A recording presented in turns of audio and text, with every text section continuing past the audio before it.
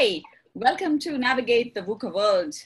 Today at our Global Cafe, we have a very special guest with us. As usual, I forgot to introduce myself, so let me start. I'm Sarika Kharbanda, your host for the show. I'm a change agent and hacker by profession, and I do a lot of coaching, facilitations, and trainings. But this show is not about me, it's about our special guest today. So let's get on to our special guest. We have Marko van Gaans. Have I pronounced it correctly? Close enough. Okay. How will you pronounce it otherwise? Well, Marko was correct, and then Van Gaans. Van Gaans. Yeah, okay. We have the g at the beginning. Of course. It's impossible for everybody, don't worry about it. Okay. But then we have Marko with us. I'll stick with just Marko. That'll keep me safer. I'm going to do a short introduction for you, Marko, and I think I'm not going to do justice to that introduction, so I'd love for you to jump in and add more. And of course, I have questions because I find your introduction really fascinating. I see Marko is a philosopher-in-residence at the, how do you pronounce it? Wu-Wei Institute? No. Wu-Wei. Wu-Wei. Wu-Wei, yeah. Wu-Wei Institute. And I understand Marko is also an ontological expert. And before I go on to any other part of the introduction, I think it would be really important, Marko, for us, for our viewers also to understand, what does it mean to be an ontological expert? What is ontology? Ontology is the study of being. And so when I was studying philosophy, I focused on that part of philosophy, the ontology. And when I got into leadership and management, I figured that the most interesting part to look at is how leaders and managers actually just be who they should be, rather than the dreadful micromanager telling people what to do all the time. Because if you are the leader or you are the manager, people follow automatically. That was basically where my interest came from. And so when I have to give myself a fancy name, I figured that ontological leadership expert was a good one. Right, and that's where, again, the topic that we talk about, because you are also a Management 3.0 facilitator, and that's where I think the whole being of the leadership comes in, and you believe that everybody can be a leader and everyone should live the leadership piece every day, not just, Yeah, cool. Mm-hmm. Would you like to add something more to your introduction? I'll give you a little background then. So I'm originally from Holland, hence the unpronounceable name with the g sound. But that's a long time ago. I used to be in Holland. When I was in Holland, I was an army instructor for 8 years. And then when that ended, I worked for an airline for a bit. And then when that ended, I moved to Asia, specifically to Laos. And I've been here for 18 years. And then 3 years ago, I got to know about Management 3.0. I saw a video from Jürgen Apollo on YouTube, a speech he gave. And I was like, that's interesting. Mm-hmm. And so I bought his book, Management 3.0, and I thought that's really interesting, actually. And then I saw that you could become a facilitator, and I was looking into that, but there were no real workshops here in Asia. And then I learned that you could do also a certificate of practice.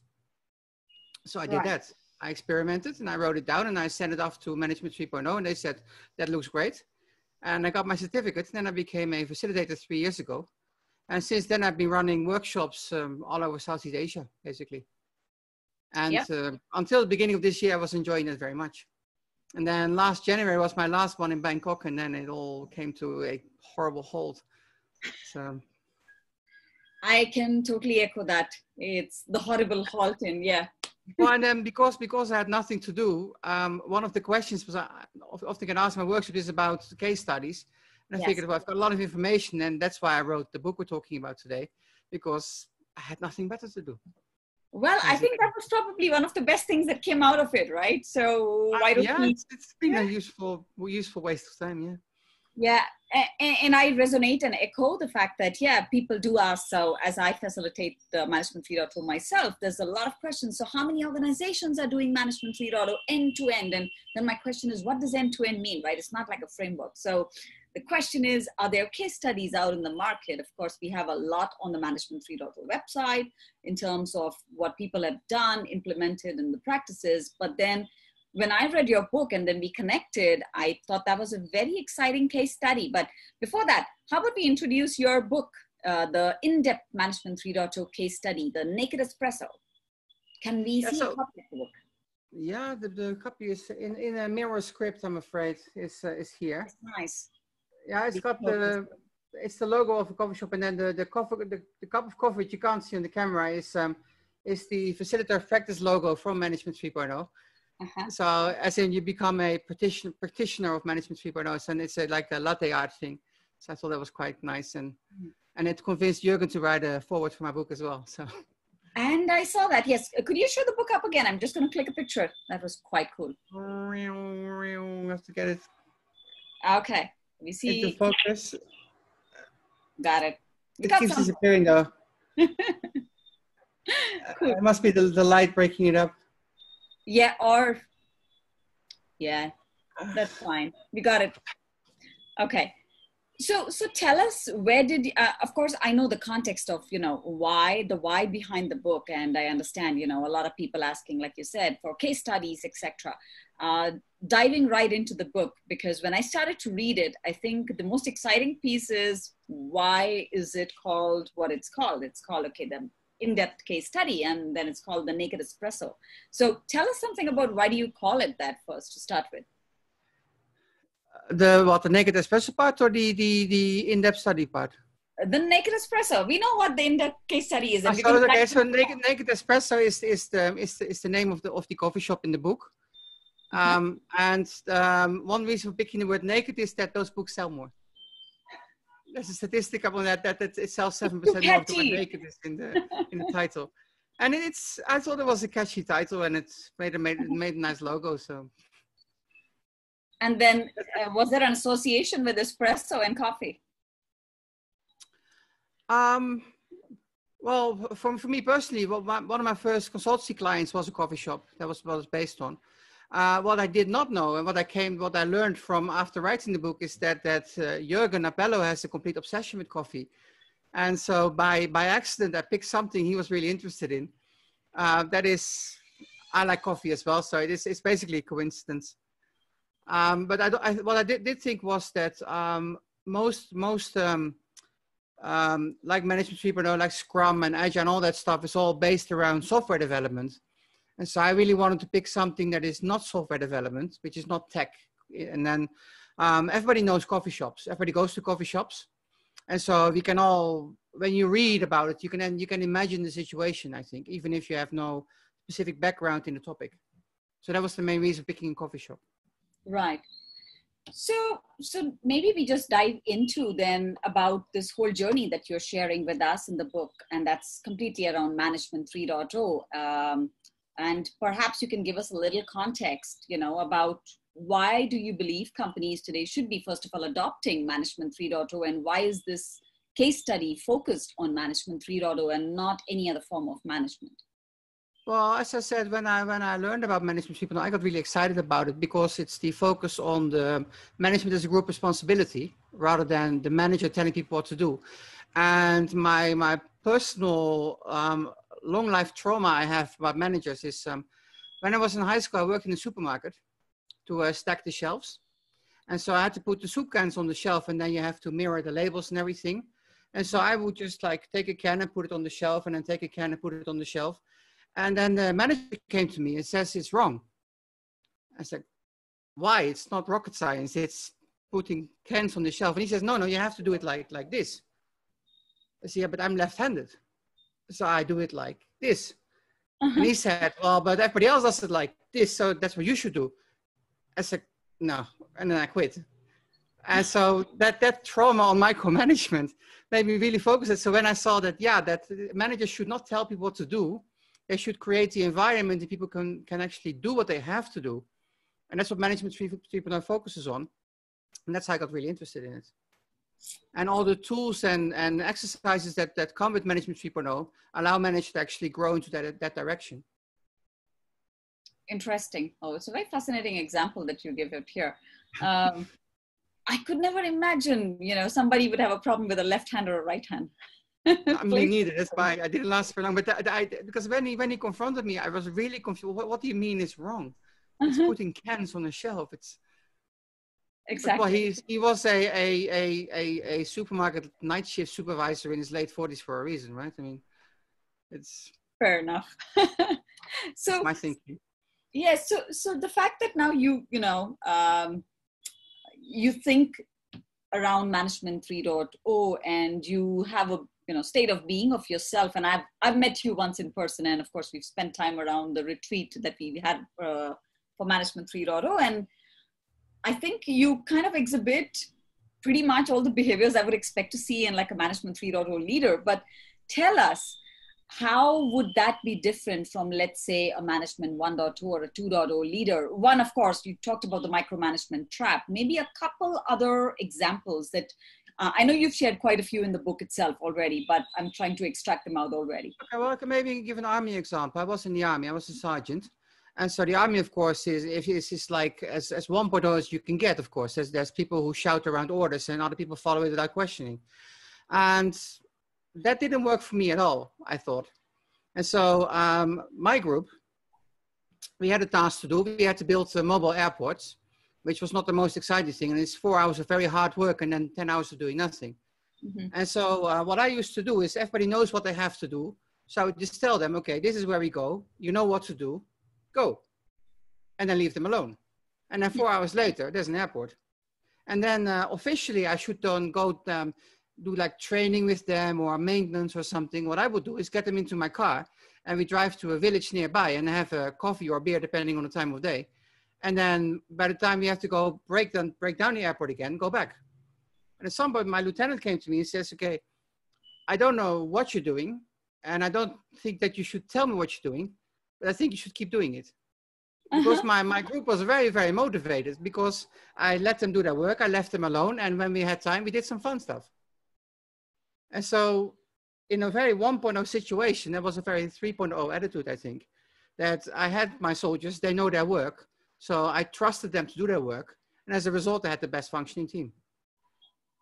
Brilliant. And so that's one. No, and this was in Netherlands? Or where was this? Well, Netherlands Army, but we were operating in France. Okay. Okay. So my question would be, now that you've moved to Asia, do you see something with respect to culture that changes from a management 3.0 embracing point of view? Yeah, we had a lot of trouble getting it started here, especially in Hong Kong, because they love hierarchies and they love their job titles and they love being important. So to tell them, no, so we want to get rid of like managers and hierarchies, that no. That's their whole worth. You know, in Hong Kong, like your title decides what elevator you take, what toilet you can use, where you sit for lunch. So to take that away, that's no go. And so this place said, no, we don't get rid of the managers. We want that the managers will like become part of the team, and as a whole team, you manage everything that you do. And as the manager, you're still responsible, and you still have to train your people, but you have to give them the trust that they can do what they're being trained for. And so I think slowly that's sinking in, and it's been really taking off in South Korea for some reason, because the trainer there was at my workshop, and then he became a facilitator, and he's been running one after the other with like 20, 30 people. Wow. And I'm struggling to get like 8, 9 people in my workshop. It's like, how do you do that? So, and I did one workshop in Korea, and I had about 10 participants, and he did one next week, and he had 20. But of course, he's got the advantage, he speaks Korean, and I don't. And so I do everything in English, and that's a little bit of a handicap sometimes. But do you think also that maybe the South Korean culture is a little more embracing the aspects of leadership that we're talking about in Management 3.0? Yeah, but I don't understand why though, because they're like Hong Kong, they're very hierarchical, they're like little drones almost. True. Right? They, from school on, they get drilled that you do what you're being told. And so maybe it's a reaction against that this whole generation has grown up as being, you do what you're being told. And they say, oh, there's another way. So that could be it. Right. Because the ones that had my workshop were all in their like late 20s, early 30s. So it could be a generational thing. I don't know. Right. I would probably resonate with that because I'm trying to see those aspects also. I'm starting to see those aspects already in the cultures I'm working with. So a lot in India, but also a little in Singapore. So I don't know, because I know you also have been training there. So probably something similar because still being a part of Asia, there's a lot of hierarchy, titles, etc., still stand out large, and that gap. I've also had an interesting thing in my workshops is that every workshop I've had people come in from Europe, because it worked out for them that, especially if they like, we price by zone where we are. Mm-hmm. So Hong Kong is the most expensive. But like if we're in Laos or in Thailand, it's much cheaper. And so we've had people who fly in from Europe because to attend a workshop in Thailand and then fly back to Europe is cheaper than do a workshop in Europe. And because it's in English now, because I'm European, they're like comfortable with that idea. So that happened quite a lot as well. Well, also clubbing up a trip with the sun, so why not? when it was still possible, yeah. Of course, yes. So just moving on then, Marko, let's maybe talk around the different aspects with the reference to Marty, the management monster, or the friendly monster that we have there. I know you talk about, again, the similar aspects. Maybe you want to just introduce the different aspects around Marty first, and then we dive into a couple which, your case study also talks about. Saying what are the different points of view? Yes. Okay, so I've got it here somewhere.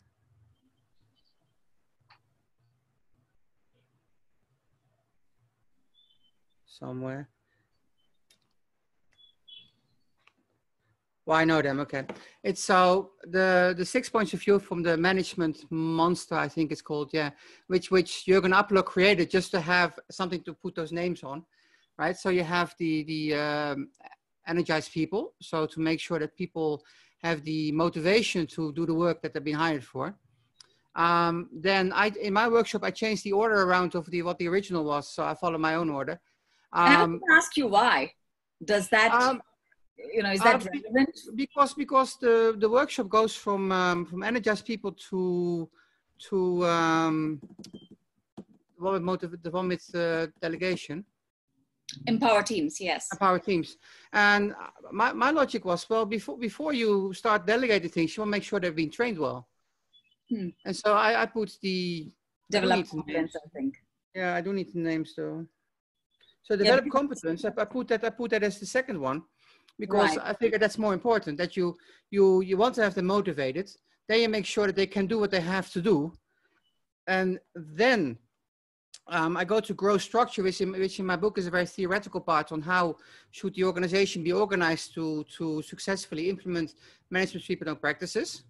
Right. And then I move to the empower teams, which is about building trust and delegating. Mm-hmm. Then we go to align constraints, which is the next point of view. And that is about, if you delegate things, you want to make sure it happens the right way and you don't get chaos. So you need to set the right boundaries. So we focus on that. And then it ends with the view number 6, which is improve everything. Is then once you've done all the first steps, it's a continuous circle. It never stops.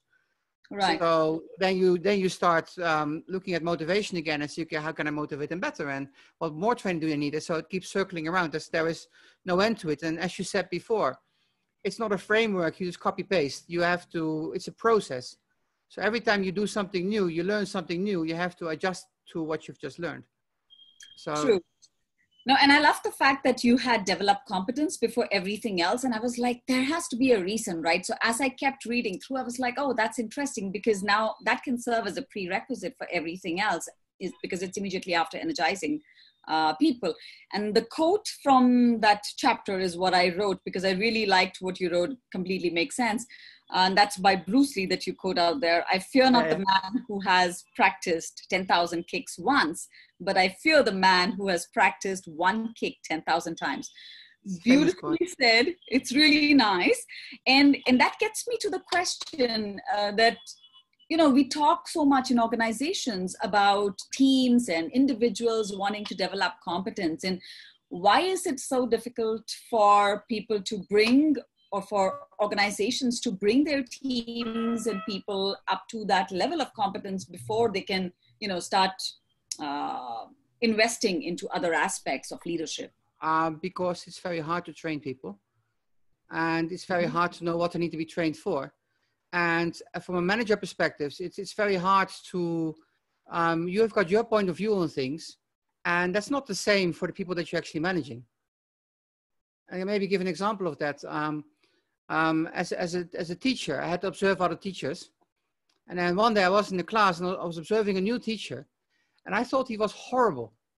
It's like, I don't understand why this man is hired. But then in his class, they really loved what he was doing. And so I went home really confused, like, well, but why? And then I realized that I thought he was horrible because he did things the way I would not do them myself. And he did things that I don't like, for example. But it doesn't mean it's wrong, right?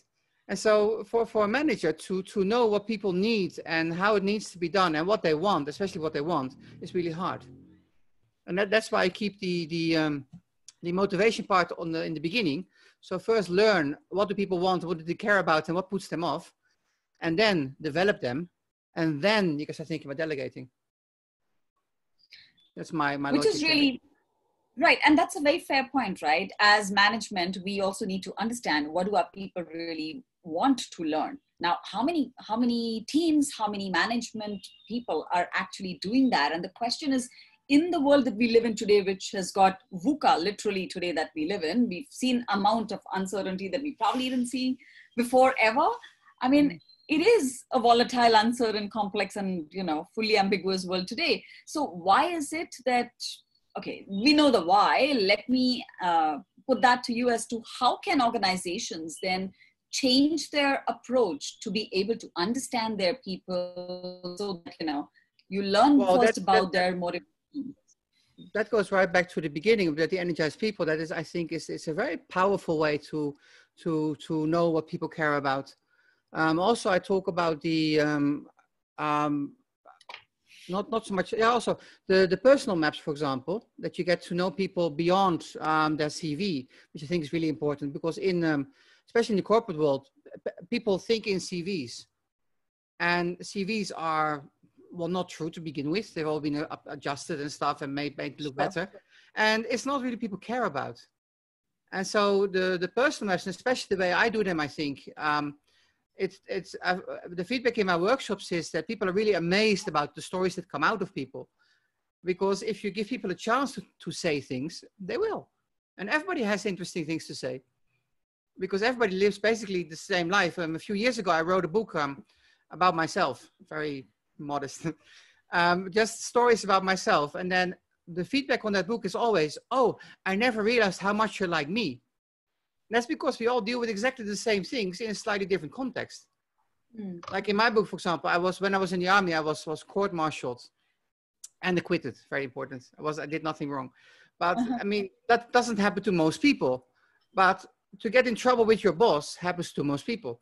And so when I describe my trouble about that, then people read into that and they say, yeah, I know that, it happened to me. And so to get to know people through stories, I think is very important. Then the movie Motivators, which I think is a very powerful tool to learn what people care about.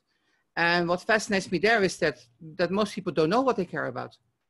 So when they get introduced to the game of it, where they order the cards, they at first a bit confused, like, I don't know, and it's the same. So no, just give it a try. And after some time, they really go, oh, I need to make a photo of this, because they never realized that that's what they cared about. I find that fascinating.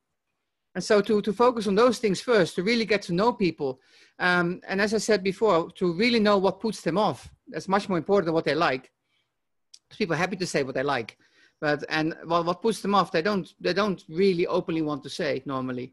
So to learn those things, and then you can make small tweaks like we talk about in the book in the coffee shop. You know, a few things about people. You can make very small tweaks that make them more comfortable in the work environment. And when they're more comfortable, they work better. And then instead of a downward circle, you've got an upward circle.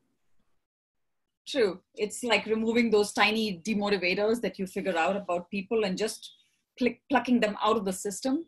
Kind of very small things. Yeah. One example is I started a job somewhere at some point, done many things. And I walked in, and when I walked in, my desk was there, and on my desk there was a box with things I needed, and my name was on it. And very small little effort, but you immediately feel welcome. And if that wasn't there, it doesn't mean that you don't feel welcome, but it's a tiny little difference that in the end has a huge impact, I think. And it costs nothing. It doesn't cost time. It doesn't cost money. So true. I think small things like that are very easy to do. Right. I mean, of course, we can continue, Marco, to talk about more and more practices. And your book, I think, is describing so many more practices than, and in action completely. And I was quite fascinated. I was like, oh, wow, this gives me a better idea for what I'm going to do actually at one organization just recently. And I was going to anyways, talk to you about that. That's the hope, of course, that people get inspired. That's exactly. And, it's the whole steal and tweak thing. So, okay, that gives me an idea. Maybe I can tweak it for my context and see if that works. And you never know what, spark might come out of that. And well, that goes back to experimenting as well, that you tweak it to see if it works. And if it doesn't work, well, then you try something different. Try something else. Exactly. So I think the question that I would have back again for you is, there are so many practices, right? In Management 3.0, we're talking of personal maps. You just spoke about moving motivators. And then, of course, in developed competence, you've got the competence matrix. And then we go on and on and on. There are more than like 30 or so practices today. The question that, most people also start asking, and I did get one offline question before we started this show, asking that, okay, so if I just jump on all the practices, see how they are implemented, can I start implementing them right away?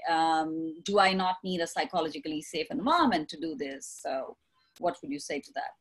That depends, of course. Depends what situation you're in, right? And also it's literally situation dependent. Some things you could easily try, and some things may need more time. Like if you come from a very stiff hierarchical situation and you start focusing on all the motivation stuff that they're not used to, then there may be a lot of resistance, right?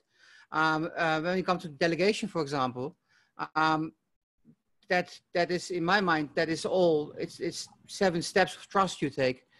So there's a whole long process. You can't just say, okay, and now we're going to delegate because we want to make it a whole team thing and we're all responsible. That doesn't work. Sure. Everybody starts at level 1 where you're being told what to do and how to do it. And over time you grow as a team. And at some point you can be left alone, ideally. And for some things you can never be left alone because it's just not ready for that. So I think everything that I described, you can implement, but how, that will depend on the situation. True. It's really your context, and you need to see what works in your context and how far can you take a particular practice to. And I would also say that you want to basically run thought experiments with yourself first. Like, okay, what do I think? What would I do? Right. Mm-hmm. And then if you work out that you don't like it or you resent something, then you probably don't want to push it to other people. Sure. Right. That's one thing. So thinking things through is always a good idea. For sure. So before I ask you another question, I think since we are 30 minutes into the talk, I'm going to put a question out. And honestly, I didn't realize we were 30 minutes in. That was interesting. And then I just thought, okay, maybe I should just check the time. So let me ask, because we do have an audience here. Obviously, all of you are here for a reason, and the topic interests you. It's about Management 3.0. I know at least 1 or 2 of you have connected with me in the past, pinging me on Management 3.0. So it's a topic, of course, that interests you. Any questions that you would like to ask Marco? I think it's a good time now that we, put those questions out. I'm happy to keep conversing with him and bringing more out of the book one by one, but of course, I also want people to go buy the book, right? So I'm not going to discuss the whole book out here, but yeah, I'd be happy to talk more. Anyone who has a question, you're welcome to even type it or just unmute yourself and ask the question.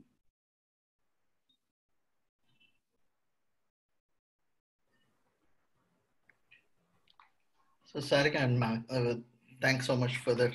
I don't want to sound naive here, but would like to understand a bit on how do you differentiate Management 3.0 versus the PMBOK of the world or BABOK of the world, whatever the other management principles are out there, right? So what is that additional value add which is bringing, which AM 3.0 is bringing to the table?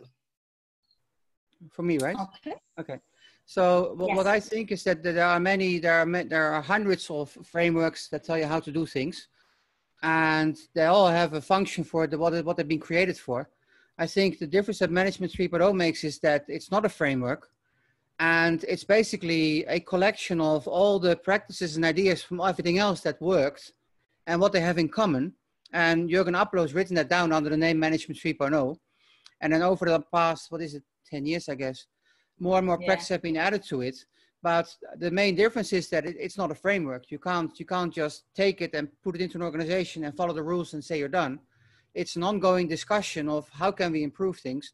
And I think you should see it as that's why it's called 3.0. It's a natural progression of management. We started with 1.0, which was the 19th century factory leadership, where the manager just said what you had to do and you did it. Then in the 60s, we moved to 2.0, where employees were starting to become seen as useful assets to the company. And we've moved from labor to knowledge work.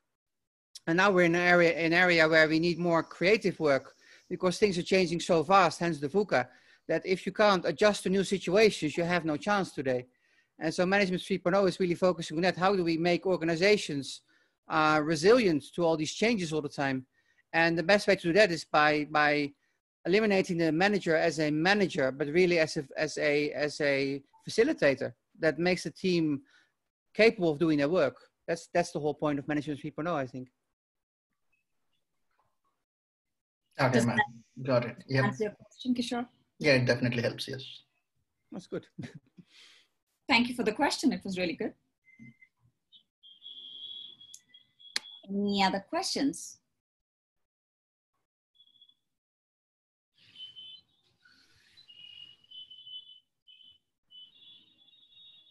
Okay, while you think of questions, I'm just going to continue the conversation. So people feel free to just ping me that you have a question, or if you think of something, just, throw the question out, and then, I can pause and I can get you to unmute yourself and ask the question, no problem. Diving further in, Marko, I think it's a good point for me to ask you a little bit about this. What should I call it? It's like a dry topic, right? Complexity thinking, and people are almost always questioning. Fascinating. It is super fascinating. I love every piece of it. I love the guiding principles that Jürgen Appel's, put out there. And I enjoy talking about it in all my workshops and in real life coaching, right? I'm sure you do that too. But now my question is, for a lot of people, it's like, oh, okay, it's complexity. But, a question that I would have for you is, how do you get generally, with or without the workshops, right, as a topic of complexity thinking in itself, and it's a whole branch today that you have complexity thinkers all around the world, and how do you get people to even understand that, hey, it is different because these practices and principles that Management 3.0 has apply more or less to the complex world? It's, like you rightly just said, 1.0, 2.0, and 3.0, those are the differences. But how about adding a flavor of complexity thinking to that and, sharing some of your knowledge nuggets there? Well, it's the hardest part of the workshop, right? Which is why it's in the first morning when everybody's still fresh. Yeah. And people have a lot of trouble understanding it. And I recently added something to my own workshop, which is, it's a card game. And the way it works is you got cards 1 to ace to 9, I think it is. And the trick is that you have to pick cards, and the first one who gets up to the 3 cards adding up to 15 points is the winner, right? And the trick is that there's 2 players and they have to take turns, and you only have 2 seconds to pick your next card, so it goes fast. And that is really complex to get there. And if you're good at it, if you can count cards in your head and so okay, this plus this is 15 and this plus this is 15, and you can do that. But most people like me are not good at counting cards at all. Mm-hmm. And then what we do is, it's on the PowerPoint. Then we take the row of cards and we reorganize it. So we take a different perspective, which is one of the guidelines, right? Wow. And we make it into a magic square. And the magic square is where all the lines add up to 15, right? And then it looks a lot simpler. And then we say, okay, instead of taking cards, we're going to mark the cards. So as player 1, I put a circle on my card, and player 2 puts an X on their card. Uh-huh. And actually, they do that, you find out that this whole difficult card game was trying to explain the hard way is just tic-tac-toe. And people see that, and then I highlight a few of the principles that sort of relate to that. The most obvious one is different perspective, of course. True. And then I go, and so that's one way I get them sort of like at least excited about it. And to see, because it's a bit like mathematics. Like if somebody explains a math problem to you and you don't see it, mm-hmm. they can say it 100 times, but you don't see it. And at some point you go, and then you don't understand why you didn't see it, right? It happened to me a lot anyway. So I try with complexity thinking, I try to give as many visual examples as possible to make them see what do we mean by these things. And one problem I have in my workshops with it is that people get very hung up on the phrases, right? So they say, yeah, but this phrase is similar to that phrase. They say, yeah, but that's semantics, really. It's the idea behind the phrase. It's not the phrase itself. The phrase is a guideline to see, okay, short guideline, catchy to remember. And then what do we mean by that? And what is the example that goes with it? That's how we understand it. But it's a difficult topic. That's why in my book, I spent quite a bit of time on that complexity thinking. And I had some beta readers who said, well, that's not necessary. I said, well, it is. I understand you want the case study. That's what the name says. But to be able to understand what we do in the case study, you need to understand the reason why we do it. And the reason why we do it is because the world has become so complex. Another example I do in my workshop introduction is I show them a picture of the Set of Friends, the sitcom. And say, this is a coffee shop, and people go there, you meet your friends, you have a coffee, and then you order coffee, black or coffee with milk. That's it. 90s, right? Life was simple. Yeah. And now I go to a coffee shop, and in Vientiane, we've got about 1 every 10 meters is not a coffee shop. And if I say, I would like to have a black coffee, I say, huh? I say, oh, sorry, no, I want a large, hot Americano to take away with no milk. And you go, oh, okay. Right? So as an example, say this is what we meant. The world has become more complex. It's still coffee, but I can't just order coffee anymore. That's impossible. And so by using little stories like that and pictures, and like the riddle I use in my book as well, you've probably seen. Yes. That is a little visual math riddle. And then when they see, oh yeah, of course, they say, well, but you didn't see because you saw a math formula. So you tried to calculate things, and it's not a calculation, so you can't calculate it. And that's another one I use. It's a line of numbers. Like the first one says 1, and the second line says 1, 1, and then the third line says 2, 1, and goes on and on and on. And the question is, what is the last line? And so they try to see structures, and they try to calculate, and they want to see connections. To say, it's not IQ, it's not mathematics. You just have to say what you see. And so the first line was a 1, and the second line I see 1, 1. And so on the third line I say, oh, I see 2 1s. And it goes on like that. And so the last line is something like 1, 3, 2, 1, 2, 2, 2, 1 or something. And they go, oh. And the last one I do, another one which I do when I talk about biases a lot as well in my workshops. And one I show there is a grid with numbers. And so it's 1, 2, 3, 4, 5 question mark. I say, it's not 6. I go, huh? And I start thinking, and again, they want to calculate. And then I tell them it's not a number. And they go, what? And I think it's like some algebra thing or something. And then it's the gear knob of a car. So it's R for reverse. And they go, oh, I said, well, that's that different perspective. If you try to look something the same way, you will never find a solution because it's not in the way that you were expecting it. So that combination of the biases we have and the complexity plays, like the first day I focus a lot on complexity, and the second day I focus a lot on biases. And together at the end, normally when we do the feedback rounds at the end, those two come up as a lot like really eye-opening things for them. Because all the other ones are very straightforward. They may be new, but they're straightforward. There's not much thinking involved. Right. Those two things really. Right. I'm not surprised about the biases piece because when leaving aside the Management 3.0 workshops, even when we're talking to people or a simple thing, right? People are doing Google searches. There is a confirmation bias already behind the whole search engine. We just don't realize that. And I'm like, that's the biggest bias which is set into all search engines. So I introduced them in the 10 like most universal biases and tell them that there's hundreds, if not thousands more of them. But these are like the 10 most universal one, like the confirmation bias and the group bias and the bandwagon effect and all that kind of stuff. Yeah. And so, most of them, they've heard of them, but they've never thought about it. And they never thought of themselves being part of that. So yes, you are. I am as well. That's how we survive in this world. That's an interesting point. And because it's becoming so much more complex, we rely more and more on those biases because we don't understand what's going on around us. And that's why this understanding all this complexity and understanding how to deal with it is so important, because then you can let go of those biases. True. I mean, as long as you If there's understand. one thing the world needs right now, it's that, because it's everything is extremely biased at the moment.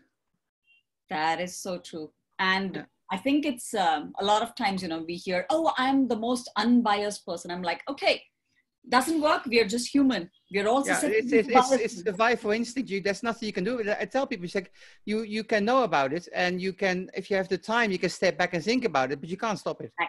If you have no time, you have to go by instinct, you will be extremely biased in some way or another, because it's how you survive. True. It reminds me of a blog I wrote just on the biases piece, where I was talking to some leaders, and this whole thing came up, and exactly like what you said, right? No, we are not biased, right? I'm like, we all are, we're just human. And the title to my blog there is, we see things as we are and not as they are, because it's well, us. that's what I said about the managers, right? That they find it hard to train people because they look at things from their perspective. True. And that's so it all links back together again. Yeah. So, beautiful. Which is the whole point of this whole thing, right? So that how to deal with that. Exactly. Now that's I fully resonate with you there. But I'm going to pause. It's a beautiful conversation already. People, do we have more questions for Marko?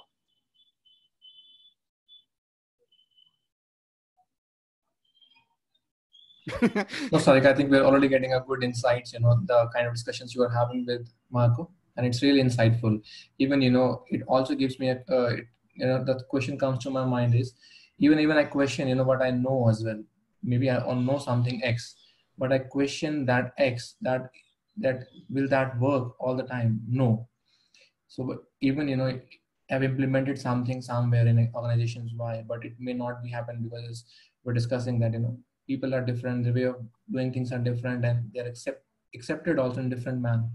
So there will be a mental model that's created by everyone, you know, and they believe in those until those mental model gets again changed by some other, maybe when the information was provided, maybe, you know, by some experiments, stepping into other shoes. So all these things happens, and it's just about inspecting and adapting rather than, you know, saying that this works only this way. So this, I think this statement is also incorrect.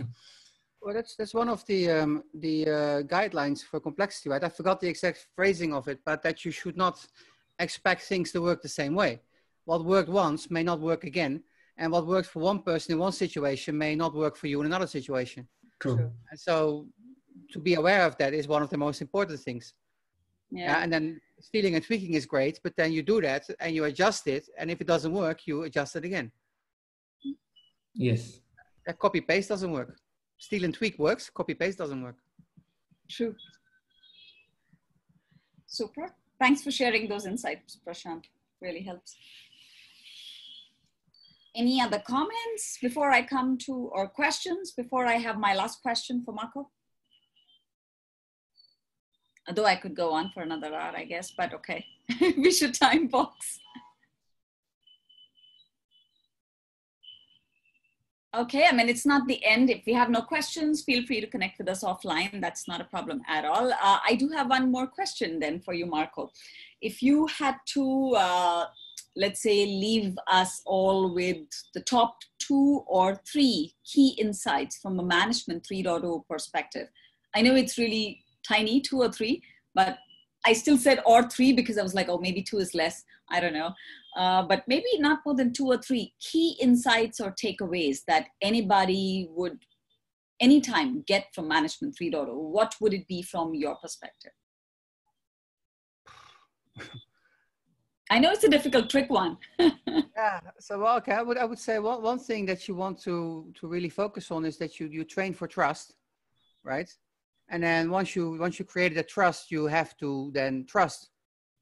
And that sort of comes together, that puts most modules together, basically, that you get people to, you get to know people. I think that's the most important part, actually, that the energized people, so get to know people, get to know them beyond their CV, then train them so you can trust them, because people come in with all kinds of skills. But I remember my first job that now you been at university and everything, and you think you know everything, and you go to your first job, and then the first thing they say is, okay, forget everything you learned. We'll tell you how it goes. So what? Right? And so that goes for everybody. And so then you need to train them in a way that you can trust them, because until you can trust them, you can't let go of your responsibilities. And so once you've trained them that way, you trusted them, so then you can start delegating them, and then just, well, leave them alone and let people do the work that they were hired for. And in my personal experience, as I told you from the army, is that if you trust people to do the work that they know what to do, and they have the tools to do, that's your job to make sure that they can do it, then they will do it. Because nobody benefits from not getting it done. So by just and then by not getting in the way, and so as I said, make sure that they have everything they need, so they don't need to run after things, and then give them the freedom, and don't tell them to use a different hand to put the cans on the shelf. It's going to be fine. So I think those three then. So get to know people, train to trust them, and then trust them. Brilliant. That would be a good summary. Super. But thank you so much for that, Marko. I think this has been very insightful, and I'm glad we could bring snippets and nuggets out of your book. And people, it's a fantastic book. None of us are selling the book here, but hey, I think you should definitely read it. If you are looking for ideas to spark in your context, it's a great book. I personally read a lot of it.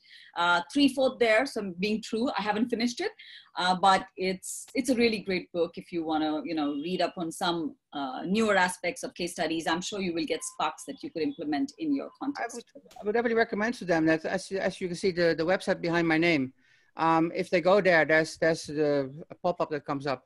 And you can download a free sample chapter, which has the introduction and the first part of the case study. So it gives you a very good flavor of what the book is about and what's in there. That's completely free. It's about 40, 50 pages or something. Mm-hmm. So I would definitely recommend that.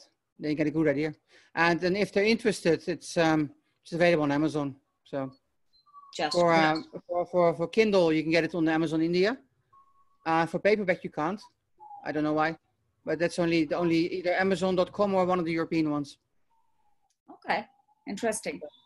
Yeah, I had to order my own paperback to get a proof copy, and because of Corona, because normally you can order proof copies, and because of Corona, I had to buy my own copy, and pay 43 euros in shipping from Germany, so that hurt. But I mean, I also have the Kindle version, of course, but I need a proper, real book. Definitely. So. But the Kindle version is on Amazon India, and the sample is for free on the website. So. Brilliant. Thank you again, Marko, and thank you all for participating, and thanks for the amazing questions. If we have anything else offline, feel free to reach out to me or Marko. We're both living human beings. We are not robots. We will respond. So yeah, do reach out. We're both on LinkedIn. Feel free to connect if you haven't already. And yeah. Thank you so much for the feedback, and we will see you in our next cafe. Thank you so much, Marko. Glad you could join us at the cafe. Okay, thank you. Have a good evening then. Thank you, Sarika. It was Thank really you. good.